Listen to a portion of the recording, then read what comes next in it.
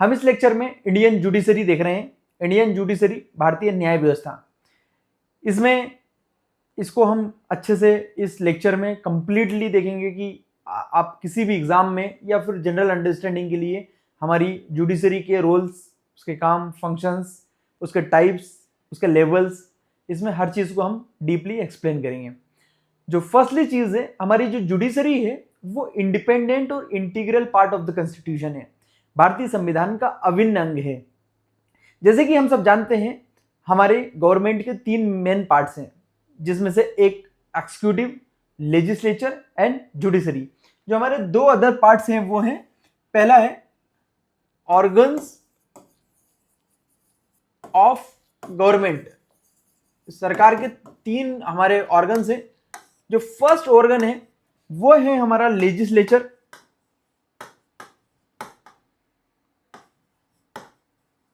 जो हमारा second organ है वो है एक्सिक्यूटिव, कार्यपालिका, जो हमारा थर्ड ऑर्गन है वो है जुडिशरी। हमारे सरकार के 3 अभिन्न अंग हैं, उसी में से एक है जुडिशरी, भारतीय न्यायपालिका।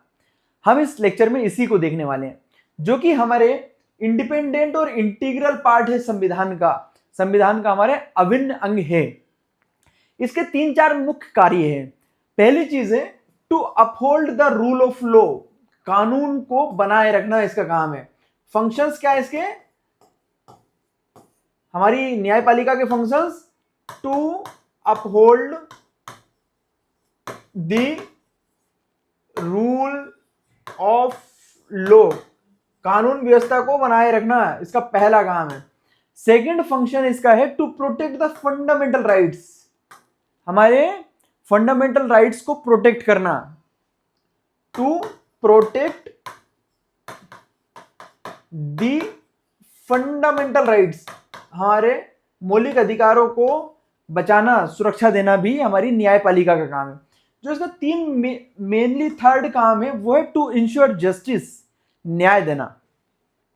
टू इंश्योर जस्टिस, न्याय को इंश्योर करना, किसी के साथ अनजस्टिस ना हो, इस चीज को इंश्योर करने का काम भी हमारी जो जुडिशरी का है।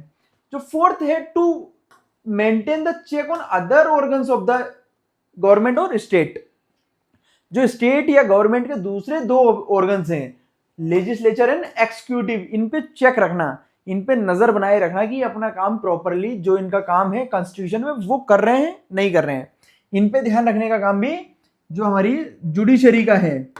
क्या है, to check other organs of government, सरकार के दूसरे अंग जो हैं उन पे भी चेक बनाए रखना। इसका मेनली 4 काम है। First is to uphold the rule of law, then to protect the fundamental right, to ensure the justice and to check other organs of the government, to maintain the check on other organs of the government. फिर next देख रहे हैं हम the structure of judiciary, हमारी judiciary के कितने tears हैं या कितने लेवल हैं। अगर हम इस पे जाएं तो हमारी जुडिशरी 4 लेवल्स पे काम करती है। जो अपर मोस्ट लेवल है वो सुप्रीम कोर्ट, सबसे ऊपर का स्तर है हमारा सुप्रीम कोर्ट, जो कि हमारी दिल्ली में और पूरे देश में एकमात्र इंस्टीट्यूशन है जो पूरे देश के लिए काम करता है। सेकंड इंस्टीट्यूशन है जो स्टेट वाइज रहता है, मोस्टली सभी बड़े स्टेट्स के लिए है ये, और छोटे स्टेट्स में शेयरिंग पे काम चलता है।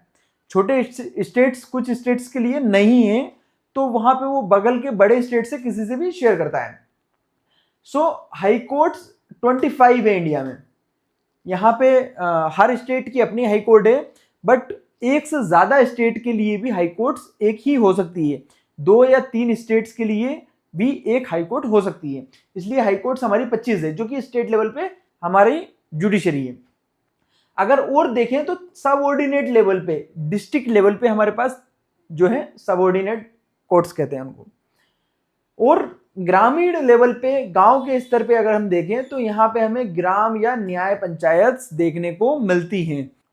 अगर हम देखें यहाँ पे हमें सुप्रीम कोर्ट, जो कि सबसे टॉप मोस्ट कोर्ट है, ये आर्टिकल 124 में देखने को मिलती है। अगर हम संविधान का आर्टिकल 124 देखें तो आर्टिकल 124 में सुप्रीम कोर्ट का प्रावधान है। हाई कोर्ट्स की बात करें तो 214 में हमें हाई कोर्ट देखने को मिलती है।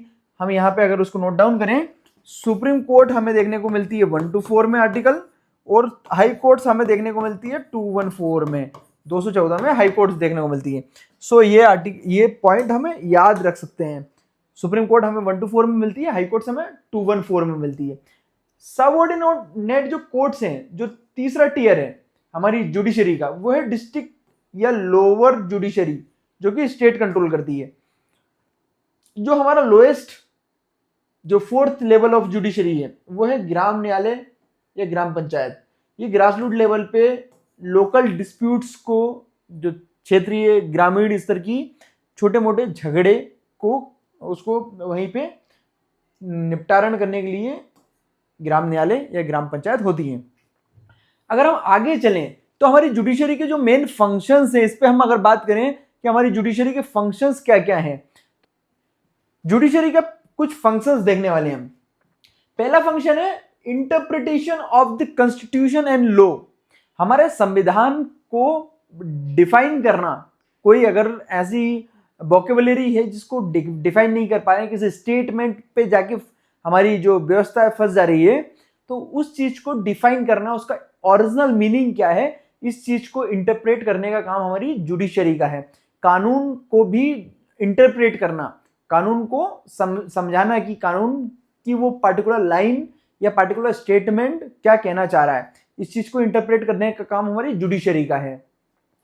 सेकंड चीज है, ये डिस्प्यूट रेजोल्यूशन का काम भी करती है, झगड़ा को खत्म करने का काम भी करती है, चाहे वो इंडिविजुअल टू इंडिविजुअल के बीच का हो, दो लोगों के बीच का हो, या फिर इंडिविजुअल टू स्टेट, सरकार और किसी व्यक्ति के बीच का हो, या स्टेट वर्सेस स्टेट, सरकार सरकार का हो, या सेंट्रल वर्सेस स्टेट, जो हमारी सेंट्रल गवर्नमेंट है वो, या उससे किसी स्टेट गवर्नमेंट का हो। तो किसी भी तरीके का डिस्प्यूट रेजोल्यूशन, जैसे कि बिटवीन इंडिविजुअल्स, दो लोगों के बीच का झगड़ा हो, या between state and centre, state and individual, किसी के भी बीच का, व्यक्ति सरकार, सरकार, कैसा भी जो भी डिस्प्यूट होता है, इसको रिजोल्व करने का काम हमारी जुडिशरी का है।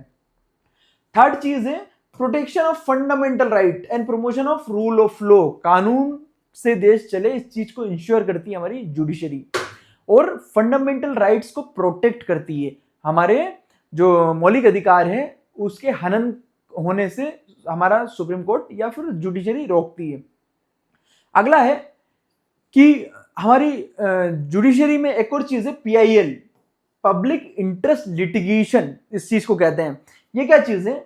इससे कोई भी व्यक्ति एक बड़े समाज वर्ग के लिए सुप्रीम कोर्ट या हाई कोर्ट में किसी दूसरे व्यक्ति के लिए, जो क्योंकि जहां पे अगर हम देखें जो गरीब पॉपुलेशन है, जो प्रभावित है, किसी चीज से वंचित है, वैसा समुदाय सुप्रीम कोर्ट या हाई कोर्ट पहुंचने में सक्षम नहीं होता है।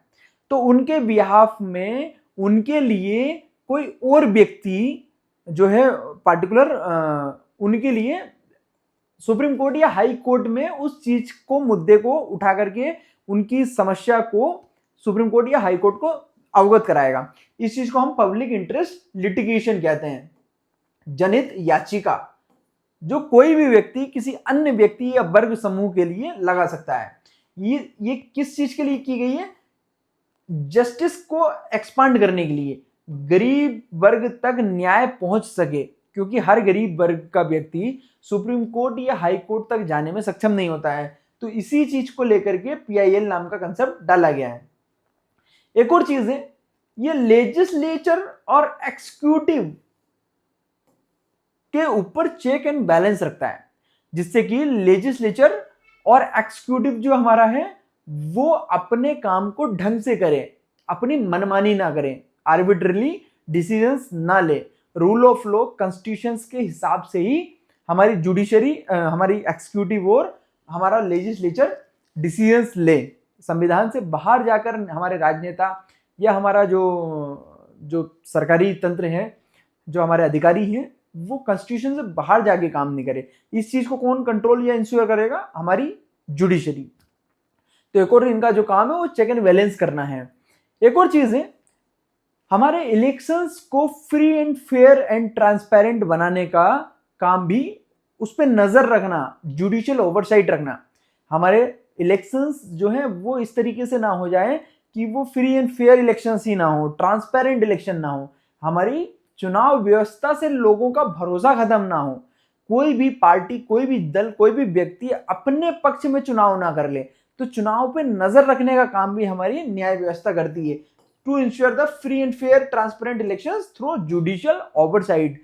जो जुडिशरी नजर रख के इन सब चीजों को जो है हैंडल करती है। अगर हम फीचर्स ऑफ द जुडिशरी देखें, जुडिशरी में क्या क्या चीजें पाई जाती है, तो पहला फीचर है इंडिपेंडेंस। किसी भी न्याय व्यवस्था का पहले उसकी जो बैकबोन है वो है इंडिपेंडेंस। वो स्वयं में किसी अन्य व्यवस्था पे डिपेंड नहीं होना चाहिए, उसे अपने स्वयं में आजाद होना चाहिए, वो किसी के कंट्रोल से ना चले। तो जुडिशरी का सबसे मेन फीचर है इंडिपेंडेंस ऑफ जुडिशरी। अगर हम इंडिपेंडेंस को देखें तो ये कुछ चीजों से सिक्योर होता है। इंडिपेंडेंस ऑफ जुडिशरी को देखें तो ये संविधान के द्वारा सिक्योर होता है, संविधान इसको प्रोटेक्ट करता है। कैसे प्रोटेक्ट करेगा? जो हमारे जजेस हैं, अगर किसी भी व्यक्ति को, किसी भी जज को अगर ये गारंटी होगी कि मुझे बिना किसी कारण से नहीं हटाया जा सकता, तभी जाकर के वो व्यक्ति, वो जज अच्छे डिसीजंस ले पाएगा। अगर उसे अपनी नौकरी जाने का खतरा बना रहेगा कि उसे कभी भी हटाया जा सकता है, तो वो कहीं ना कहीं इंडिपेंडेंट नहीं हो पाएगा। जैसे कि हम एग्जांपल लेते हैं, हमारे देश में जो गवर्नर्स हैं, राज्यपाल हैं देश राज्य के, वो सेंट्रल गवर्नमेंट के एजेंट्स भी कहे जाते हैं, बिकॉज उनके बनने या उनके हटने की प्रक्रिया सीधी सेंट्रल गवर्नमेंट के कंट्रोल में होती है, प्राइम मिनिस्टर के कंट्रोल में होती है। सो इस वजह से उनके हटने के लिए प्रक्रिया कोई डिफाइंड नहीं है, उनके कार्यकाल सुरक्षित नहीं है, उनको कभी भी हटाया जा सकता है। इसीलिए वो एजेंट्स बन के रह जाते हैं, वो इंडिपेंडेंटली अपना डिसीजन नहीं ले पाते हैं, गवर्नमेंट का डिसीजन ही उनका डिसीजन माना जाता है। इसीलिए अगर किसी संस्था को अगर इंडिपेंडेंटली काम करना है, सो उसके जो लोग काम कर रहे हैं उसमें उनका टेन्योर, उनका कार्यकाल प्रोटेक्टेड हो, फिक्स्ड कार्यकाल हो, उन्हें एक समय से पहले नौकरी से नहीं निकाला जाए, तभी जाकर के वो लोग ठीक से काम कर पाएंगे। इनका रिमूवल प्रोसेस भी थोड़ा टफ हो, हटाने का प्रोसेस। जैसे हम हमारी जुडिशरी का देखें तो जुडिशरी में जजेस को हटाने का प्रोसेस इतना टफ है भारत में कि अभी तक किसी जज को नहीं हटाया गया है। जब से हम आजाद हुए 1947 से, तब से एक भी जज को हटाया नहीं जा सका है। इवन हमारे प्रेसिडेंट को भी इम्पीच करने का, राष्ट्रपति को हटाने की प्रक्रिया भी काफी टफ होने के कारण अभी तक हमारे आजादी से संविधान लागू हुआ 1950 में, तब से आज तक किसी भी राष्ट्रपति को या जजेस को इम्पीच नहीं किया जा सका है, रिमूव नहीं किया जा सका है। तो इनका रिमूवल प्रोसेस भी टफ होना चाहिए। एक और चीज है फाइनेंशियल ऑटोनॉमी, इनकी सैलरी इनके कार्यकाल के समय घटाई नहीं जा सके। पहली चीज है, किसी भी व्यक्ति की सैलरी अगर कम कर दी जाएगी गवर्नमेंट के द्वारा, या फिर कम होने का उन्हें अगर डाउट रहेगा, खतरा रहेगा, तो वो व्यक्ति इंडिपेंडेंटली काम नहीं कर पाएगा। क्योंकि एट द एंड हर व्यक्ति को अपना घर ही चलाना है, एट द एंड हर व्यक्ति को अपने परिवार को पालना है, तो वो नहीं चाहेगा कि उसकी सैलरी कम हो किसी भी मोमेंट पे या उसके किसी डिसीजन से, अदरवाइज वो ऐसा कोई डिसीजन लेगा नहीं। इसीलिए इनको फाइनेंशियल ऑटोनॉमी मिलती है, मींस इनकी जो सैलरी है वो एक फिक्स सैलरी, एक जो है गवर्नमेंट के कंट्रोल से बाहर, जिसको हम चार्ज एक्सपेंडिचर कहते हैं, वहां से आती है। एक अनकंट्रोल्ड इन द सेंस कि गवर्नमेंट के कंट्रोल से में नहीं होती वो सैलरी, जिससे इन्हें फाइनेंशियल ऑटोनॉमी होती है। एक और चीज है, जब तक ये नौकरी कर रहे हैं तब तक इनका वेतन है, इनकम बढ़ाई जा सकती है बट घटाई नहीं जा सकती है। ये चीज इनको फाइनेंशियल ऑटोनॉमी देती है, ये चीज इनको फाइनेंशियल ऑटोनॉमी देती है और इनका रिमूवल प्रोसेस काफी टफ होता है। एक और चीज है जुडिशियल रिव्यू। अब जुडिशियल रिव्यू क्या चीज होती है? हमारा संविधान जो है जुडिशरी को एक पावर देता है, किसी भी कानून को गवर्नमेंट बना के लाती है पार्लियामेंट में या स्टेट असेंबली में, उस कानून को रिव्यू करना या फिर किसी भी एक्सिक्यूटिव एक्शंस को किसी अधिकारी के द्वारा या किसी मंत्री के द्वारा कोई अगर एक्शन लिया गया है, उस एक्शन को या गवर्नमेंट ने कोई कानून बनाया है, वो कानून को रिव्यू करने का जो राइट है वो हमारी जुडिशरी के पास है। इसी को हम जुडिशियल रिव्यू कहते हैं। Power to review the constitutionality of laws and executive actions. अगर जुडिशरी को लगता है कि ये लॉ या हमारे एक्सिक्यूटिव का एक्शन लॉफुल नहीं है, हमारे कॉन्स्टिट्यूशन से बाइंडेड, तो उस पार्टिकुलर चीज को अनकॉन्स्टिट्यूशनल करके हटा सकती है हमारी जुडिशरी, उस चीज को ओवरराइड कर सकती है, डिलीट कर सकती है। तो जुडिशियल रिव्यू नाम का कंसेप्ट भी है, ये भी हमारी जुडिशरी का की फीचर है। थर्ड चीज है guardian of the fundamental right. अगर हम फंडामेंटल राइट्स की देखें जो कि हमारे पार्ट 3 ऑफ द कॉन्स्टिट्यूशन में है, आर्टिकल 12 टू आर्टिकल 36 हमें हमारे फंडामेंटल राइट्स मिलते हैं। इस फंडामेंटल राइट्स में हमारे सिटीजन्स को प्रोटेक्शन मिलती है कि कोई भी सिटीजन को जो राइट्स दिए गए हैं वो उसके लिए प्रोटेक्टेड है, वो अधिकार उसे मिलेंगे जो है उसके लिए प्रोटेक्टेड है। लेकिन अगर हमारी गवर्नमेंट या कोई भी बॉडी, गवर्नमेंट बॉडी या प्राइवेट पर्सन अगर उस चीज को ओवररीच करता है, वायलेट करता है, तो हमारी जुडिशरी वहां पे उस सिटीजन को प्रोटेक्शन देती है, जिसको कहा गया है guardian of fundamental rights. Article 32 जो कि हमारे सुप्रीम कोर्ट, उस पे हम सुप्रीम कोर्ट जा सकते हैं अंडर आर्टिकल 32, और 226 अंडर आर्टिकल 226 हम हाई कोर्ट जा सकते हैं। अगर हमारा फंडामेंटल राइट यहां पे, अगर फंडामेंटल राइट हमें अगर वायलेट होता हुआ दिखता है तो हम हाई कोर्ट और सुप्रीम कोर्ट जा सकते हैं। Under article 32 high court, supreme court, और अंडर आर्टिकल 226 हम सुप्रीम कोर्ट जा सकते, हाई कोर्ट जा सकते हैं। ये सब चीजें कोर्ट्स को राइट्स को इन्फोर्स करने के लिए दोनों कोर्ट्स को परमिशन है। नेक्स्ट पॉइंट है separation of powers. Judiciary executive और लेजिस्लेचर से सेपरेटेड है। जो जुडिशरी के मेंबर्स होंगे, जजेस होंगे, वो एक्सिक्यूटिव और हमारी जो है विधान पालिका, लेजिस्लेचर का पार्ट नहीं होंगे। ये separation of powers. Then single integrated judicial system. अगर हम देखें यूएस में देखें, अमेरिका में देखें, फेडरल कंट्रीज में देखें, हमारे भारत में एक यूनिफाइड जुडिशरी है। यूनिफाइड जुडिशरी मींस हमारी जुडिशरी जो है टॉप लेवल पे supreme court, then high court, then district courts, ये subordinate courts, then gram panchayat. अगर हमारी किसी एक जुडिशरी से कोई भी व्यक्ति अपना केस को हारता है तो वो नेक्स्ट जुडिशरी जो हायर लेवल की जुडिशरी है, जुडिशियल अथॉरिटी है, उसके पास अपील कर सकता है। अगर हमारा कोई पर्सन, कोई सिटीजन हमारा केस सबऑर्डिनेट कोर्ट या डिस्ट्रिक्ट कोर्ट में हार जाता है तो उसके पास राइट है कि वो हाई कोर्ट में जाके अपने आप को अपील करे और वहां पे अपने केस को सुनवाए, देन वो सुप्रीम कोर्ट में जा सकता है। तो यहाँ पे इंटीग्रेटेड सिस्टम है, इंटीग्रेटेड जुडिशियल सिस्टम है, सिंगल इंटीग्रेटेड जुडिशियल सिस्टम है। अब अगर हम देखें तो हमारे पास रिट ज्यूरिसडिक्शंस भी हैं।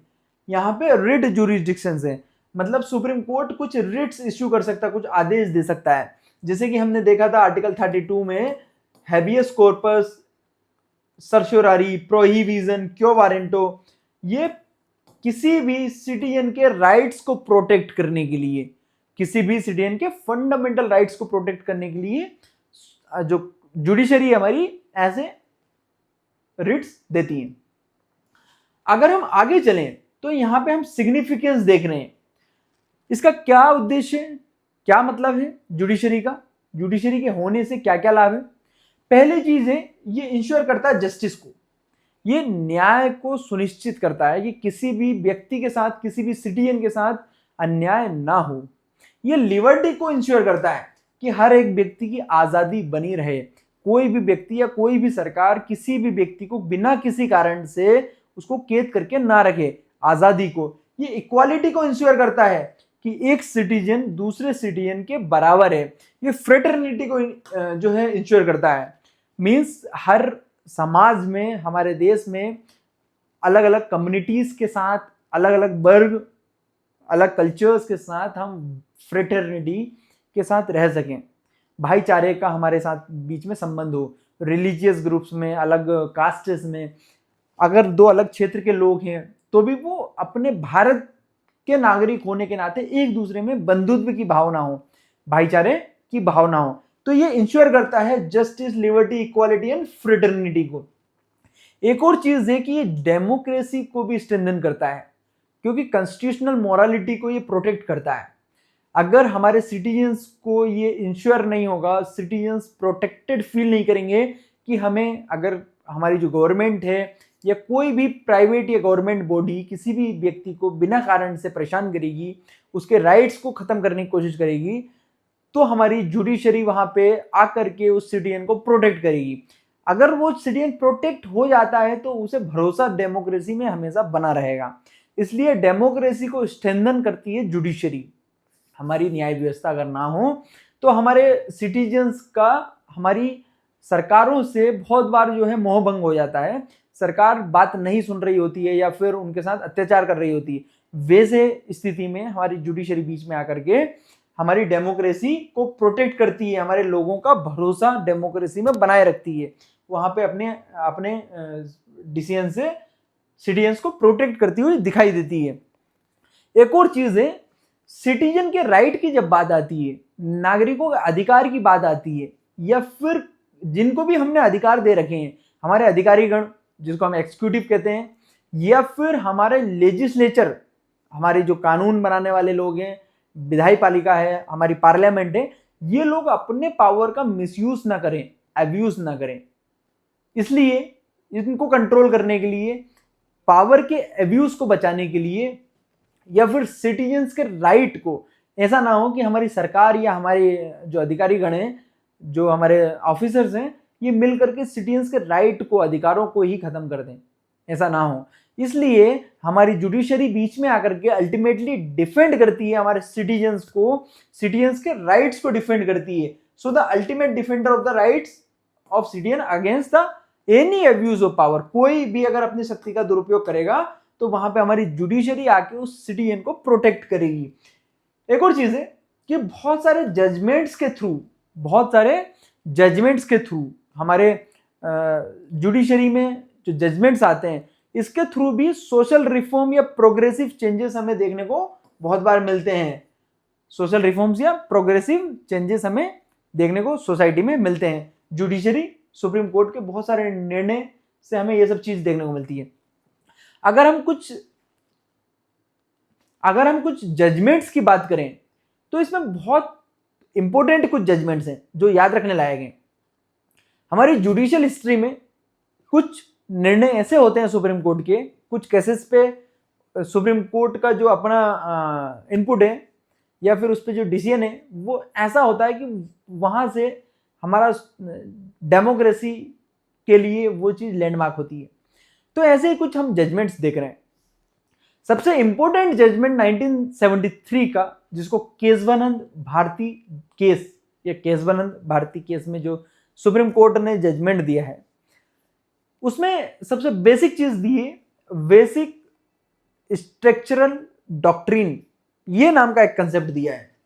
जुडिशरी ने क्या दिया है? Basic structural doctrine. अब ये क्या चीज है? बेसिक स्ट्रक्चरल डॉक्ट्रिन का मतलब है, पहले गवर्नमेंट इस चीज में लगी हुई थी कि कॉन्स्टिट्यूशन का हर पार्ट को चेंज कर सके। वो इवन फंडामेंटल राइट्स के भी बहुत इंपॉर्टेंट पार्ट्स को सरकार चेंज करने में लगी हुई थी। इसीलिए सुप्रीम कोर्ट ने केशवानंद भारती केस में एक डॉक्ट्रिन दी जिसको कहते हैं बेसिक स्ट्रक्चर डॉक्ट्रिन, आधारभूत संरक्षण का सिद्धांत, संरचना का सिद्धांत। यहां पे सुप्रीम कोर्ट ने कहा जो हमारी लेजिस्लेचर है, वो पार्लियामेंट हमारी किसी भी कॉन्स्टिट्यूशन के किसी भी पार्ट को चेंज कर सकती है।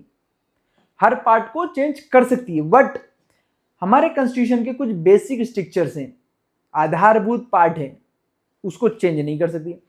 अब ये क्वेश्चन आता है कि कौन कौन से पार्ट्स बेसिक स्ट्रक्चर में आते हैं जिनको सुप्रीम कोर्ट जिनको हमारी लेजिस्लेचर या पार्लियामेंट चेंज नहीं कर सकती। सुप्रीम कोर्ट ने कहा ये हम समय समय पे बताते रहेंगे, हम अभी से कुछ नहीं बताएंगे, हम आगे चल के जब भी डिस्टर्बेंस कोई क्रिएट होगा हम केस बाय केस आगे चल के क्लियर करते जाएंगे कौन कौन सी चीज हमारी बेसिक स्ट्रक्चर का पार्ट है। फॉर एग्जाम्पल हमारा secular nature of the constitution, secular, हमारा संविधान जो सेकुलर वर्ड है लिखा हुआ है, वो जो है हमारी जैसे elections, free and fair elections, ये भी हमारा बेसिक स्ट्रक्चर का पार्ट है। फॉर एग्जाम्पल डेमोक्रेसी या डेमोक्रेटिक सिस्टम, ये भी हमारा जो है बेसिक स्ट्रक्चर का पार्ट है। तो ऐसा मल्टीपल चीजें हैं, या फंडामेंटल राइट्स बेसिक स्ट्रक्चर का पार्ट है। कल से गवर्नमेंट उठ के ऐसा कोई लॉ नहीं ला सकती कि फंडामेंटल राइट ही खत्म कर दिया जाए। तो ऐसी कुछ चीजें हैं जो बेसिक स्ट्रक्चर का पार्ट है। ये सब चीजें आई है 1773 में।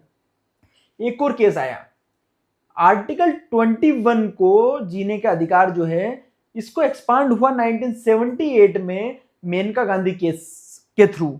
मेनका गांधी केस के वर्डिक्ट में सुप्रीम कोर्ट ने आर्टिकल 21 राइट टू लाइफ को एक्सपांड किया।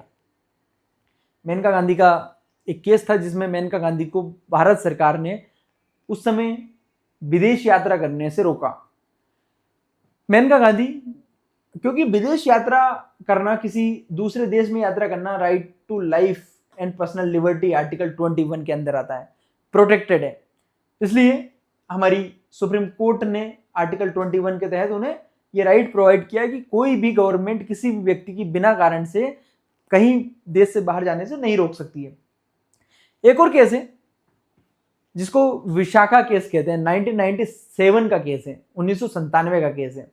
इसमें किसी भी फीमेल के साथ उसके वर्क प्लेस पे जहां वो नौकरी कर रही है वहां पे किसी भी प्रकार का सेक्सुअल हरासमेंट होता है, तो इससे बचने के लिए या फिर अगर ऐसी कोई घटना हो जाती है तो उस घटना पे किस प्रकार से उसकी जांच व्यवस्था होगी, उसको किस तरीके से चेकअप होगा, जांच कैसे की जाएगी उस पार्टिकुलर दुर्घटना की, कि ये चीज प्रॉपरली उस चीज को एड्रेस कैसे किया जाएगा, इस चीज को विशाखा गाइडलाइंस कहते हैं। ये केस सुप्रीम कोर्ट ने कुछ गाइडलाइंस बनाई थी जिसको आगे चल के अप्रोक्स 2013 में इस पे एक लॉ आया है वर्क प्लेस पर जो सेक्सुअल हरासमेंट होता है फीमेल्स के साथ, इसके ऊपर।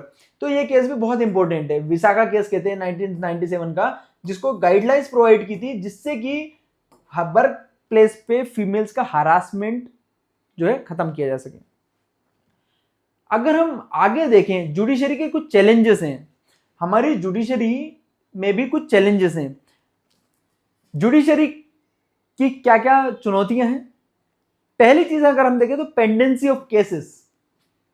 हमारे जुडिशरी में बहुत बड़ी मात्रा में पुराने केसेस सॉल्व नहीं हुए हैं, नए केसेस ऐड होते जा रहे हैं, लेकिन जो केस हैं पुराने जो रखे हुए हैं वो बहुत लंबे समय तक चलते रहते हैं। इवन कुछ केसेस तो 25, 30, 40 साल भी चलते हैं। तो यहाँ पे पेंडेंसी हो जाती है क्योंकि हमारे जजेस की संख्या उतनी है नहीं। इवन 4.5 करोड़ से ज्यादा केसेस पेंडिंग है सब ऑर्डिनेट कोर्ट्स और हाई कोर्ट्स में। अगर हम हाई कोर्ट्स और सब ऑर्डिनेट जो डिस्ट्रिक्ट कोर्ट है और हाई कोर्ट्स का डाटा उठा के देखें तो 4.5 करोड़ 4.5 करोड़ केसेस हमारे अभी भी लंबित हैं, पेंडिंग हैं, उन पे सॉल्यूशन नहीं आ पाया है। तो यहाँ पे पेंडेंसी ऑफ केसेस का एक मामला है, ये हमारा चैलेंज है कि किस तरीके से इसको जो है कम किया जाए। क्योंकि यहाँ पे एक स्टेटमेंट बोला जाता है, justice delayed means justice denied, देर से दिया गया न्याय भी अन्याय होता है। किसी व्यक्ति ने कोई अपराध किया है या उसके अपराध करने की जो है केस रजिस्टर्ड हुआ उसके प्रति, अब उसने वो ऑफेंस किया नहीं किया ये चीज तो जुडिशरी डिसाइड करेगी, लेकिन अभी वर्तमान में जुडिशरी उस केस को 20 साल लगा देती है अगर सुनने में, तब तक तो वो व्यक्ति जो है अपराधी महसूस करेगा और अपनी परेशानियों को उतने समय तक तो वो उसका पूरी फैमिली डिस्टर्ब रहेगी, फाइनेंशियली, इमोशनली, मेंटली, और सोशल स्टिग्मा भी रहेगा उस पर्टिकुलर व्यक्ति पे।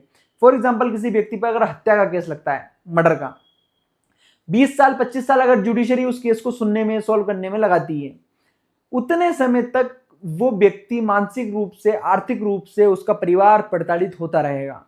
अब 20-25 साल बाद कुछ केस में हो सकता है उसको अपराधी घोषित किया जाए तो ठीक है, अगर नहीं किया जाता है तो वो व्यक्ति 20 साल तक मानसिक रूप से, शारीरिक रूप से अपराधी घोषित जो है खुद को अपराधी मान करके, या फिर वो मानसिक रूप से परेशान रहेगा, आर्थिक रूप से भी परेशान रहेगा।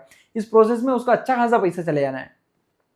एक और चीज है कि हमारे जो जजों की नियुक्ति है, इसकी वैकेंसीज बड़ी लंबी लंबी पड़ी रहती हैं, जजेस की सीट्स खाली पड़ी रहती हैं, जजेस को वैकेंट जो है पोस्ट, उनको अपॉइंटमेंट नहीं मिल पाता है। जो थर्ड हमारे यहाँ चैलेंज है जुडिशरी का, हर नागरिक हमारे सुप्रीम कोर्ट या हाई कोर्ट जाने में सक्षम नहीं होता है, क्योंकि पहली चीज है कि इनके वकीलों की फीस, इवन हमारी सुप्रीम कोर्ट और हाई कोर्ट में अगर व्यक्ति खुद से भी अपना केस लड़ना चाहे तो ये मोस्टली जो उनकी रीजनल लैंग्वेज है उस लैंग्वेज में वहां पे आपको देखने को मिलता है कि कोई भी काम नहीं होता है। मोस्टली इंग्लिश में ज्यादातर काम होता है हाई कोर्ट्स में या सुप्रीम कोर्ट में, तो लैंग्वेज भी एक बैरियर है। हर व्यक्ति उतना सक्षम भी नहीं है आर्थिक रूप में, फाइनेंशियली, कि वो सालों तक जजेस की फीस को अफोर्ड कर पाए। इस कारण से एक्सेस टू जस्टिस, न्याय तक पहुंच पाना ही उनके लिए कठिन होता है। High cost of litigation, lake of legal awareness, even उन्हें कानून की समझ भी नहीं होने के कारण से उनका लीगल एक्सेस से दूर होते हैं। एक और चीज है, जो लोअर जुडिशरी हमारी, जैसे कि ग्राम पंचायत या फिर हमारी डिस्ट्रिक्ट कोर्ट्स, यहां पे हमें एक चीज देखने को मिलती है, इंफ्रास्ट्रक्चरली ये वीक होते हैं। इनके पास इंफ्रास्ट्रक्चर या टेक्नोलॉजी की कमी होती है, जिस कारण भी ये अपने जस्टिस सिस्टम को अच्छे से काम करने में सक्षम नहीं होते हैं। एक और चीज है जुडिशियल अकाउंटेबिलिटी। जुडिशियल अकाउंटेबिलिटी अगर हम देखें तो यहां पे जुडिशियल, इसको चीज देखें तो हमारे जजेस की अकाउंटेबिलिटी, वो किसी के लिए भी अकाउंटेबल नहीं है, जवाबदेह नहीं है। उनके द्वारा कोई भी किया गया एक्शंस मोस्टली वो अकाउंटेबिलिटी को काउंट नहीं करते हैं। अभी हमने देखा कि हमारे कुछ जजेस के यहाँ से एक दिल्ली का केस था, जहाँ से एक जज के घर में से बहुत सारे नोट, 500 के नोट की बहुत सारी गड्डियाँ जली हुई मिली। अब एक सामान्य आदमी होता तो करप्शन का केस उसके लिए बन सकता था, लेकिन हमारा जुडिशरी का आदमी है, जज है, दिल्ली हाई कोर्ट का जज, इसलिए यहाँ पे उनके लिए अकाउंटेबिलिटी तय नहीं हुई। और उन जज साहब को, जो कि किसी और सामान्य व्यक्ति पे करप्शन का केस लग सकता था, उन पे ऐसी कोई भी किसी प्रकार की जो है अकाउंटेबिलिटी नहीं आई। तो यहाँ पे हमें जुडिशियल अकाउंटेबिलिटी में गैप देखने को मिलता है। एक और चीज है कि हमारे जुडिशरी के जो रिफॉर्म्स हैं, जो सुधार होने के हैं, उनमें काफी डिले हो रहा है। अभी एक कंप्रेहेंसिव जुडिशियल रिफॉर्म्स गवर्नमेंट लाने की कोशिश भी करती है, तो यहाँ पे भी गवर्नमेंट की मंशा दिखती है कि वो भी जुडिशरी को कंट्रोल करने की कोशिश कर रही है। इसलिए जुडिशरी में एक बड़े पैमाने पे जो बदलाव आने की उम्मीद है, कंप्रेहेंसिव जुडिशियल रिफॉर्म है, वो स्टिल पेंडिंग है। वो तो फाइनली अगर हम देखें इंडियन जुडिशरी को, ये हमारी डेमोक्रेसी का कॉर्नर स्टोन है, डेमोक्रेसी का प्रोटेक्टर है, हमारे कॉन्स्टिट्यूशन का प्रोटेक्टर है। जुडिशरी के हटने के बाद में डेमोक्रेसी भी नहीं बचेगी और कॉन्स्टिट्यूशन भी नहीं बचेगा, क्योंकि हमारे जो लेजिस्लेचर्स हैं, कानून बनाने वाले, हमारी जो उसको एक्सिक्यूटिव है, एक्सिक्यूट करने वाले ऑफिसर्स, ये सब सिटीजन्स के राइट को खत्म करके यहाँ पे कहीं ना कहीं मोनार्की क्रिएट कर देंगे, डिक्टेटरशिप क्रिएट कर देंगे। इन सभी चीज़ों को बचाने के लिए, डेमोक्रेसी को बचाने के लिए, कॉन्स्टिट्यूशन को बचाने के लिए हमारी जुडिशरी एक बहुत इंपॉर्टेंट रोल प्ले करती है। जबकि डेमोक्रेसी में चुनौतियां हैं, हमारी जुडिशरी में बहुत सारी चीज़ें हैं जो बदलने की है, बहुत सारे बदलाव करने के हैं, तब भी ये हमारे देश के लोगों का कॉन्फिडेंस, भरोसा हमारे जस्टिस सिस्टम पे, गार्जियन है हमारे जस्टिस सिस्टम का, हमारे न्याय व्यवस्था का सुरक्षक है, गार्जियन है हमारे जस्टिस सिस्टम का, तब भी हमारे लोग, देश के लोगों को हमारी जुडिशरी पे बहुत हद तक भरोसा है। हम मानते हैं कि हमारे देश के मजबूत भारत के लिए हमारी जुडिशरी में, जिससे कि जल्दी से न्याय हो पाए, ज़्यादा ट्रांसपेरेंसी हो, ज़्यादा लोग इस सिस्टम पे भरोसा करेंगे अगर ट्रांसपेरेंसी ज़्यादा होगी, टेक्नोलॉजी का यूज़ इसमें ज़्यादा हो, जिससे कि जितनी ज़्यादा ज़रूरत हो या आवश्यक इंक्लूसिविटी उसमें ऐड की जाए। एक स्ट्रॉन्ग, इंडिपेंडेंट और अकाउंटेबल जुडिशरी। कैसी जुडिशरी? स्ट्रॉन्ग, इंडिपेंडेंट, मजबूत, इंडिपेंडेंट और अकाउंटेबल, जवाबदारी वाली जुडिशरी बहुत ज़रूरी है हमारी just, fair and developed society के लिए। अगर हमारे सोसाइटी को डेवलप होना है, न्यायपूर्ण होना है, सभी लोग न्याय मिले, इसलिए आवश्यक है स्ट्रॉन्ग, इंडिपेंडेंट और अकाउंटेबल जुडिशरी होना चाहिए। जुडिशरी कैसी होनी चाहिए? जुडिशरी हमारी, जुडिशरी के 3 इंपॉर्टेंट: स्ट्रॉन्ग, इंडिपेंडेंट और अकाउंटेबल। अगर हम जुडिशरी के 3 इंपॉर्टेंट फैक्टर्स देखें, कौन कौन से 3 चीजें हमारी जुडिशरी में होना चाहिए? हमारी जुडिशरी स्ट्रॉन्ग होना चाहिए, इंडिपेंडेंट होना चाहिए, किसी पे डिपेंडेंट ना हो, कोई उसके डिसीजंस को इन्फ्लुएंस ना कर सके, और अकाउंटेबल, जो भी चीजें उसके द्वारा डिसीजंस लिए जाते हैं उसके लिए वो अकाउंटेबल हो, जवाबदेह हो, अच्छे डिसीजंस ले सके, जिससे कि just, fair and developed society, हमारा समाज डेवलप्ड हो, जस्ट हो, सभी लोगों को न्याय मिले और पारदर्शी भी हो, फेयर भी हो। अगर हम यहां पे देखें तो हमारी इंडियन जुडिशरी की जो स्ट्रेंथ है वो इंडिपेंडेंट, इंडियन डेमोक्रेसी की स्ट्रेंथ हमारी इंडिपेंडेंट जुडिशरी में। हमारी न्याय व्यवस्था अगर इंडिपेंडेंट नहीं है तो हमारी डेमोक्रेसी स्ट्रेंथन नहीं होगी। हम अपने आसपास के कुछ देशों में, पाकिस्तान, बांग्लादेश और अन्य देशों में देखते हैं जिनकी जुडिशरी स्ट्रॉन्ग नहीं है, इन्फ्लुएंस हो जाती है, इंडिपेंडेंट नहीं है, स्ट्रॉन्ग नहीं है, वहां पे हम देखते हैं उनकी डेमोक्रेसी भी स्ट्रेंथन नहीं होती है, उनकी प्रजातंत्र भी कमजोर हमें देखने को मिलता है। कॉन्स्टिट्यूशन को बनाए रखने के लिए, नागरिकों के अधिकारों को सुरक्षित करने के लिए और सभी लोगों को न्याय मिल सके, इसके लिए बहुत ज़रूरी है कि हमारी जो न्यायपालिका है, हमारी जुडिशरी है, कोर्ट से हमारी इंडिपेंडेंट और स्ट्रॉन्ग रहें, अकाउंटेबल भी रहें। इसमें कंटिन्यूअस रिफॉर्म्स, सुधार होना चाहिए, हमारे सिटीजन्स को भी अवेयरनेस हो, समझ हो इन सब चीज़ों की, जिससे कि हम इसको बहुत ज़्यादा इफेक्टिव और ज़्यादा इसको प्रभावी बना सकें, जो कि लोगों के लिए काम कर सकें। यहाँ पे कोट है जिसको हमने कोट किया था कि justice delayed is justice denied, देर से दिया गया न्याय भी अन्याय होता है। अगर हम न्याय देने में समय लगाएंगे तो वो भी अन्याय की काउंट होगा। तो यहाँ पे हमने जुडिशरी को अच्छे से समझने का प्रयास किया है। आई होप आपको ये सब चीज़ें ठीक ठाक समझ में आई होगी।